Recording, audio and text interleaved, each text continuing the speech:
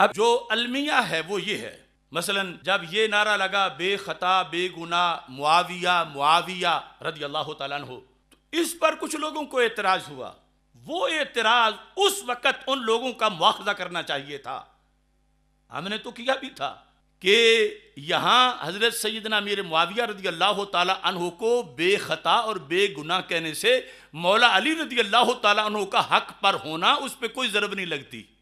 वो अपनी जगह हक पर हैं और ये भी बेखता बेगुनाह हैं, क्योंकि इनका गुनाह और खता बमाना गुनाह तब होता जब इब्तिदाए इज्तिहाद में इनके दिल में दुनिया होती। तो फिर हजरत अमीर मुआविया रदी अल्लाह तआला अन्हु के लिहाज से ये